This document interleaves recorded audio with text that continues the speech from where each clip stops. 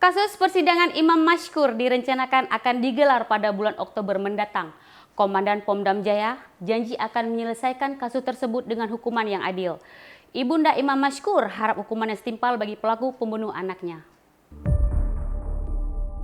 Kasus penganiayaan hingga berujung kematian yang dilakukan oleh oknum TNI terhadap Imam Mashkur warga Aceh masih dalam tahap penyidikan.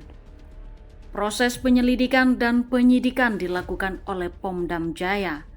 Tim kuasa hukum serta pihak keluarga korban saat ini sedang fokus pada penanganan kasus yang menimpa korban.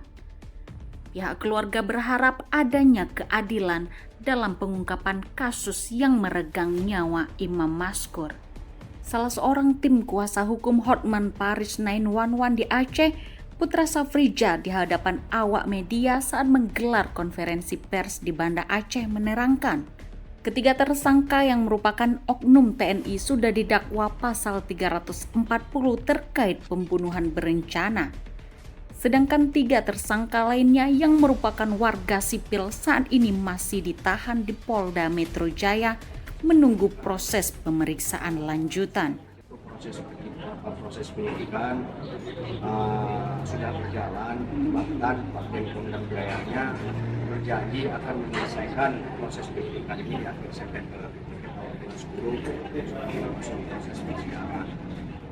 Proses penyidikan yang berjalan ini sangat transparansi. Bahkan yang awalnya kita sudah melakukan kajian panjang untuk kasus ini yang kita dapat kabar ya ditetapkannya pasal 351, kita mendengar, kita ngambil sinyal dari Pak Panglima TNI sebagai atensi dari beliau bahwasanya hukuman seberat-beratnya adalah hukuman mati, hukuman seringan-ringannya adalah hukuman seumur hidup, dan itu hanya kita temukan dalam pasal 340. Alhamdulillahnya Pak Irsyad selaku Pomdam Jayanya juga menyatakan pasal 340 sudah ditetapkan dalam proses penyidikan untuk si pelaku. Proses hukum yang sipil kita belum mendatangi Polda Metro Jayanya, bahkan ibu juga belum diambil keterangan. Baru dikabarkan minggu ini ibu diminta untuk memberi keterangan sebagai saksi, kabarnya ditahan di Polda Metro Jaya. Sementara itu, dalam konferensi pers tersebut turut berhadir ibunda Imam Mashkur, yakni Fauzia. Fauzia berharap kepada Pomdam Jaya agar penetapan hukum yang diberikan kepada para tersangka dapat ditegakkan seadil-adilnya.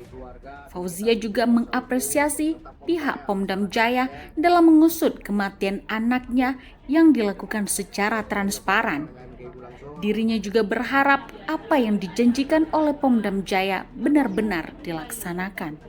Dia orangnya biasa, nggak ada pura-pura. Kelakuannya seperti baik, nggak penyebut, nggak ada bersuara sama kawan pun nggak ada. Kemariannya baik, belum puas, sebab belum sidang.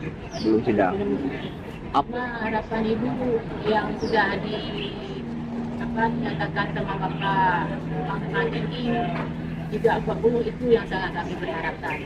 Jangan kembali. Tidak hanya itu, Fauzia juga meminta kepada para pihak agar kasus kematian anaknya tidak dikait-kaitkan dengan bisnis gelap tramadol. Dari Banda Aceh, Mauli Isnandar melaporkan untuk Seputar Aceh TV.